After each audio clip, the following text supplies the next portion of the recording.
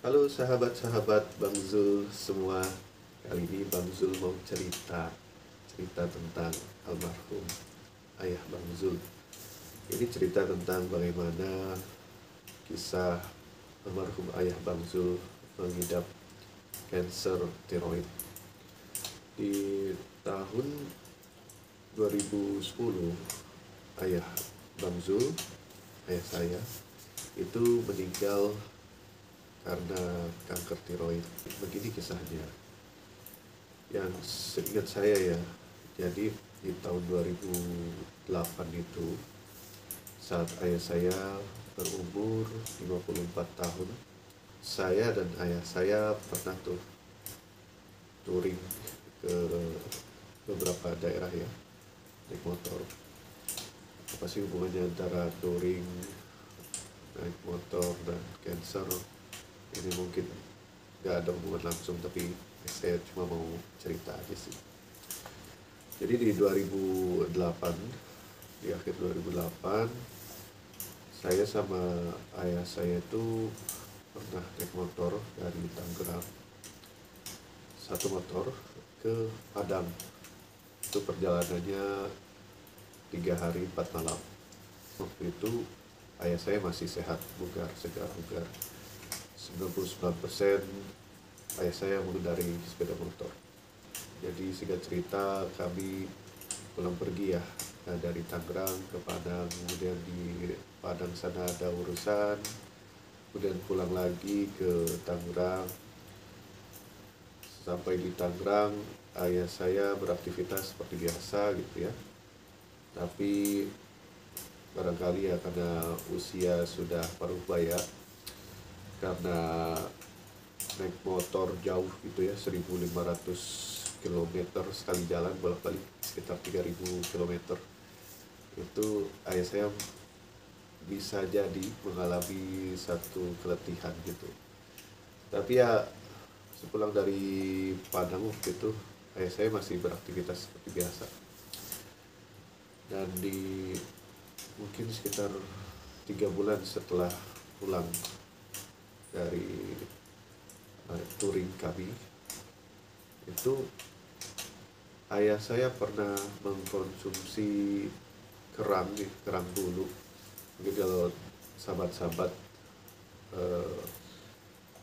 sering makan atau pernah makan seafood gitu ya, kerang yang cangkang itu warna abu-abu dan ada bulu-bulunya begitu ya. Mungkin nanti saya kasih gambarnya kayak gimana. Jadi kerang bulu ini, waktu itu almarhum ayah saya membeli kerang bulu di pasar ikan gitu ya, di Tangerang. Itu kalau nggak salah 5 kg kerang bulu. Kemudian dimakan. Makannya juga banyak sekali ya, saya tuh makan tanpa pakai nasi. Jadi kerang bulu dimakan. Dan beberapa hari setelah makan kerang bulu, ayah saya itu touring lagi nih, bukan touring sih, tapi naik motor dari Tangerang ke Bekasi, ke rumah temannya. Nah, waktu itu sama ibu saya. Nah, jadi singkat cerita, pergilah ke rumah teman ayah saya itu, naik motor yang sama waktu dibawa ke Padang sana.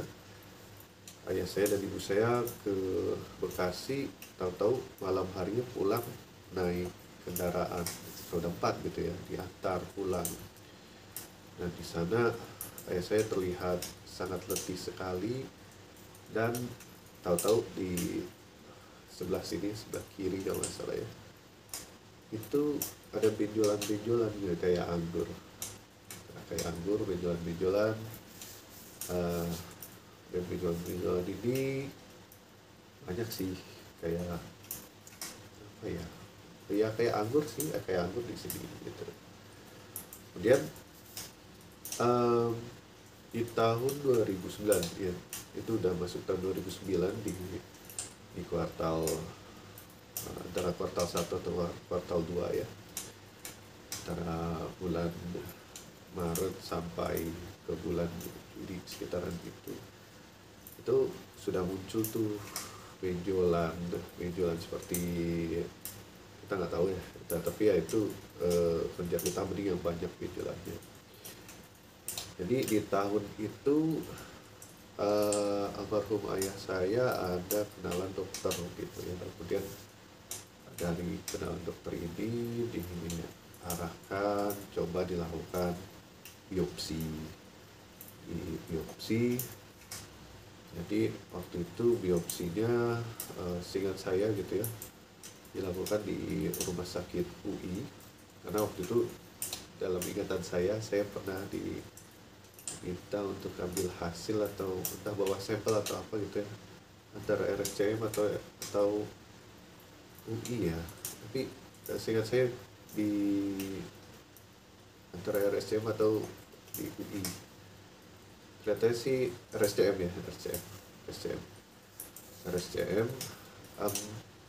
ya di RSCM.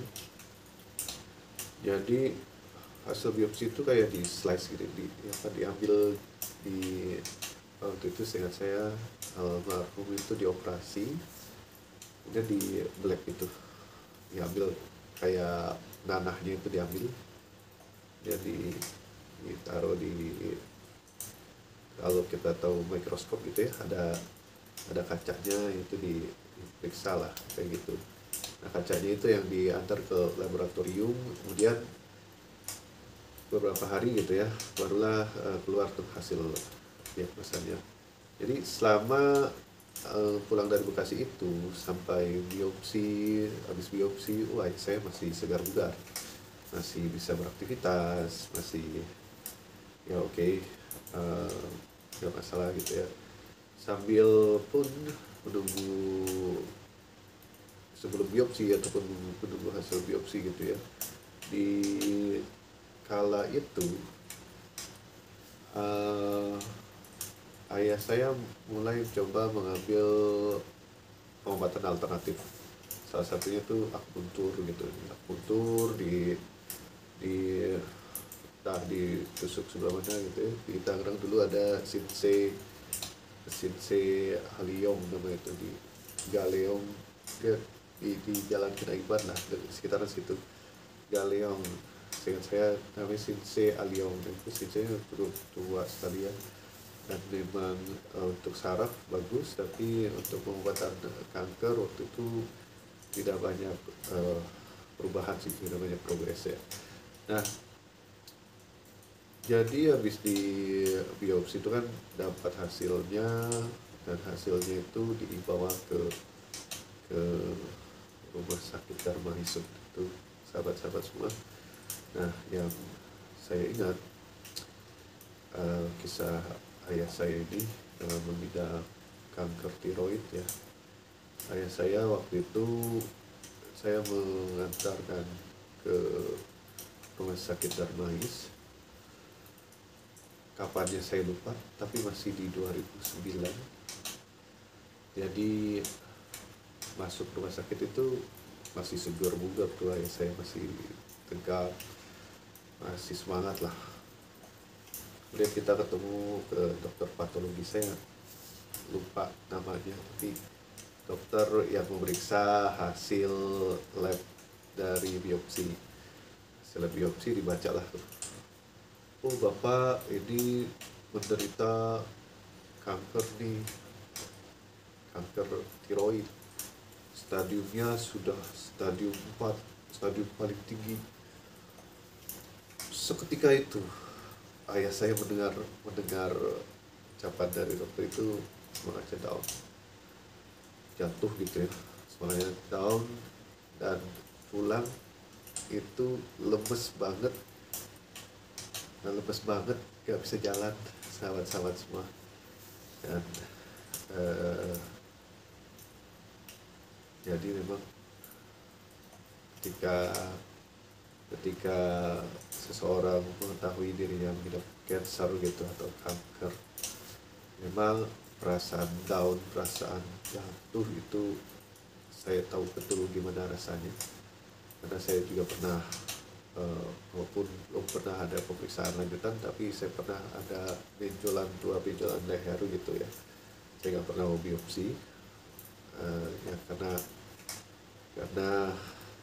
sepemahaman saya gitu ya, ini barangkali pemahaman saya juga salah, tapi ya kalau saya punya prinsip gitu ya, benjolan itu jangan diganggu deh, kalau ya, walaupun dengan biopsi, atau jangan dibelek, karena entah kenapa dari pengalaman ayah saya itu tidak lama setelah dilakukan biopsi gitu ya, kemudian ayah saya kondisinya makin menurun, dan ya makin menurun lah. Nanti bagaimana kondisi ayah saya dan apa yang saya ingat terhadap ayah saya dulu waktu kita coba merawatnya, anak-anak merawatnya, itu akan saya jelaskan, akan saya ceritakan di video-video berikutnya. Jadi sahabat-sahabat, dalam rangka mengenang ayah saya juga gitu ya, dan ini juga bagian dari kisah hidup tentang kanker yang saya coba sampaikan ke teman-teman, bahwa kalau sahabat-sahabat sudah berusia di atas 50 tahun, jagalah kesehatan, jangan terlalu diforsir dalam berkendara ataupun dalam aktivitas yang kurang yang kurang cocok lah untuk usia 50 tahun ke atas. Kemudian juga jaga makan ya teman-teman, sahabat-sahabat yang sudah berusia 40 ke atas, itu pun jaga makan, jangan berlebihan, jangan makan seafood jangan terlalu berlebihan, karena yang saya ketahui setelah makan kerang bulu 3 kilo, nah itu ayah saya sempat drop gitu ya. Nah, diagnosanya waktu itu sih kena tipes, tapi tidak lama setelah ya pulang dari bekasi itu diagnosa kena tipes, tidak lama setelah itu muncullah benjolan. Nah, somehow ya itu saya melihat ada keterkaitan antara apa yang dimakan dengan kejadian munculnya cancer.